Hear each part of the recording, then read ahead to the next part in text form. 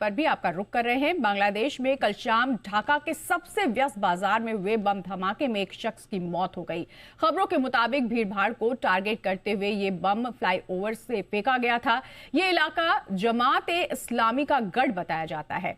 वहीं बड़ी खबर है कि खालिदा जिया के बेटे तारिक रहमान की वापसी से बांग्लादेश नेशनलिस्ट पार्टी यानी बीएनपी में गजब का उत्साह देखने को मिल रहा है। वहीं उस्मान हादी की हत्या के बाद से ही बांग्लादेश के हालात लगातार बिगड़ते जा रहे हैं। उस्मान हादी की हत्या को लेकर उसके भाई ओमर हादी ने सीधे तौर पर बांग्लादेश की मोहम्मद यूनुस सरकार पर गंभीर आरोप लगाए हैं। हालात की गंभीरता को देखते हुए सरकार ने बांग्लादेश सीमा पर बीएसएफ की चौकसी बढ़ा दी है। तेजी से बदल रहे बांग्लादेश के राजनीतिक हालात पर जानकारी देने के लिए हमारे साथ हैं हमारे संवाददाता अमरीश। जानना चाहेंगे, खालिदा जिया के बेटे तारिक रहमान की वापसी हुई है, बम ब्लास्ट हुआ है, लगातार हालात बिगड़ रहे हैं बांग्लादेश के। अब फिलहाल कितना अहम माना जा रहा है रहमान की वापसी करना बांग्लादेश की पॉलिटिक्स में? देखिए, जैसे जैसे चुनाव की तारीख नजदीक आ रही है, बांग्लादेश में इस तरह की जो गतिविधियां वो लगातार बढ़ रही हैं। हमने देखा पिछले दिनों हादी की मौत, उसके बाद एक हिंदू को जला के मारा गया, उसके पहले इस तरह कई सारे इवेंट्स हो रहे हैं। और ये सारा प्रयास जो है इस बात को लेकर किया जा रहा है कि कैसे भी करके ये जो चुनाव होने वाले हैं उनको टाला जा सके, ऐसा माहौल बन सके, इस तरह के कई सारे एक्सपर्ट का कहना है। लेकिन जो बीएनपी के जो अध्यक्ष हैं, कार्यवाहक अध्यक्ष, उनकी वापसी 17 साल बाद हो रही है। 2008 में जब उन्होंने एग्जाइल लिया था, तभी भी कार्यवाहक सरकार थी। उन्होंने कार्यवाहक सरकार को एक शपथ पत्र देते हुए कहा था कि वो दोबारा कभी राजनीति में, बांग्लादेश की राजनीति में एक्टिवली पार्टिसिपेट नहीं करेंगे और वो बांग्लादेश से बाहर जा रहे हैं। लेकिन बांग्लादेश में जब चुनाव है, सर पे अहम दौर पे बांग्लादेश गुजर रहा है, ऐसे में खालिदा जिया के बेटे तारिक का वापस आना, उनका इस तरह का स्वागत और उनको जिस तरीके से उनके पक्ष में माहौल बन रहा है, ये कहा जा रहा है कि वो प्रधानमंत्री के लिए बीएनपी के एक कैंडिडेट होंगे और सबसे स्ट्रांग कैंडिडेट के तौर पर उनको देखा जा रहा है। तो ये कई सारे जो घटनाक्रम है वो साफ साफ दिखाते हैं कि बांग्लादेश में एक बड़ा चर्न होने वाला है और उस पूरे जो चर्न आउट का की एक शुरुआत कही जा सकती है। ये खालिदा जिया के जो बेटे हैं वो 17 साल से वहां पर थे लंदन में।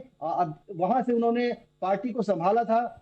वीडियो कॉन्फ्रेंसिंग के जरिए कई बार उन्होंने संबोधन भी दिया था पार्टी कार्यकर्ताओं को। लेकिन वापस बांग्लादेश में आना एक बड़ा टर्न अराउंड होगा बीएनपी के लिए, क्योंकि बीएनपी जो कि एक तरह से हाशिए पे जा रही थी, दूसरी बार ये कार्यवाहक सरकार है और ऐसे समय में उनका आना, ये कहा जा रहा है कि जो क्राउन प्रिंस है, उनको राजनीति में, बांग्लादेश की राजनीति में उनको क्राउन प्रिंस कहा जाता था। जब उनकी माता प्रधानमंत्री थी तब कहा जाता था कि जिस तरीके से इंदिरा गांधी के दौरान संजय गांधी की चर्चाएं होती थी, उस तरीके से इनकी भी चर्चा होती थी, इसलिए उनको क्राउन प्रिंस कहा जाता था। तो ऐसे में क्राउन प्रिंस की वापसी इस बात का द्योतक है कि वापस से बांग्लादेश एक स्टेबल गवर्नमेंट के अंडर में आने वाला है।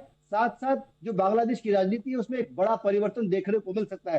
हालांकि जो इवेंट्स हो रहे हैं उससे किस तरीके से राजनीति पलटी खाएगी या फिर कैसे वो आगे बढ़ेंगे वो देखना जरूरी होगा, क्योंकि लगातार बाकी जो देश है जो कि बांग्लादेश में जो प्रतिक्रियाएं हो रही है उस पर नजर रखे हुए, मसलन अमेरिका या चाइना, इंडिया, इस तरह के जो देश है वो भी लगातार इस चीज को मॉनिटर कर रहे हैं। भारत सरकार जो अपने बॉर्डर एरिया से उनको सिक्योर कर लिया है, क्योंकि इवेंट्स या फिर इस तरह की घटनाएं लगातार बढ़ रही हैं। ऐसे में तारिक की जो वापसी है एक स्टेबल गवर्नमेंट की तरफ बढ़ सकती है, लेकिन भारत के लिए वो क्या रुख रखते हैं, क्या रुख रखेंगे, इसको देखना जरूरी होगा। बिल्कुल, और लगातार वहां पे हिंदुओं को निशाना भी बनाया जा रहा है अमरीश। कई ऐसे देश हैं जो अपने लोगों को वापस बुला रहे हैं, एडवाइजरी जारी कर रहे हैं, राजदूत जो है वहां से वापस बुलाए जा रहे हैं। फिलहाल हालात क्या है? आगे आने वाले समय में जो चुनाव है उसको देखते हुए तमाम पार्टियां जो हैं वो इस तरह के हालात क्रिएट कर रही हैं कि आखिर वहां के हालात इतने ज्यादा लगातार क्यों बिगड़ते जा रहे हैं? देखिए, जिस तरीके से सरकार का गठन हुआ था तभी जो हालात थे वो भी ऐसे ही बने थे और ये हालात ऐसे बनाए गए थे ताकि वहां से शेख हसीना की विदाई की जा सके, एक अंतरिम सरकार बनाई जा सके या फिर एक इस्लामिक स्टेट की तरह उसको ट्रीट किया जा सके। और उसी क्रम में सारी चीजें हो रही हैं। कार्यवाहक सरकार बनने के बाद मोहम्मद यूनुस पर यह जिम्मेदारी थी कि वो देश को एक स्टेबिलिटी लेकर आएंगे, उसकी इकोनॉमिक जो सिचुएशन है उसको और ज्यादा सुदृढ़ करेंगे। लेकिन जो रेडिकल्स हैं उतना उन पर इम्पैक्ट है कि वो यूनुस अपने मन की बात नहीं कर पा रहे हैं।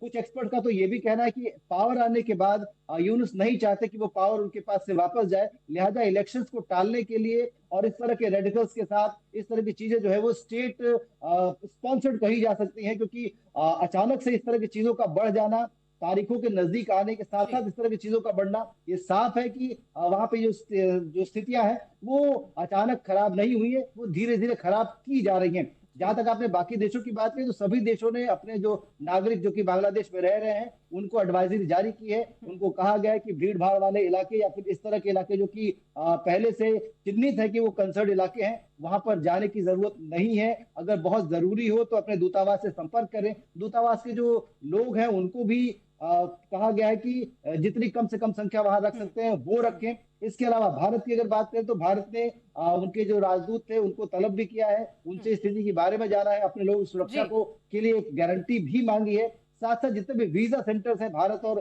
बांग्लादेश में, जी उनको भी फिलहाल अगले आदेश तक के लिए बंद कर दिया गया। तो फिर कहा यह जा सकता है कि बांग्लादेश से एक तरह से कट ऑफ है भारत का संपर्क। जी लेकिन आर्मी के हिसाब से जो सिचुएशन है, बीएसएफ के हिसाब से जो सिचुएशन है, वो लगातार मॉनिटर की जा रही है। जी बॉर्डर एरियाज पे मॉनिटरिंग लगातार जारी है। बिल्कुल, शुक्रिया अमरीश तमाम जानकारी के लिए।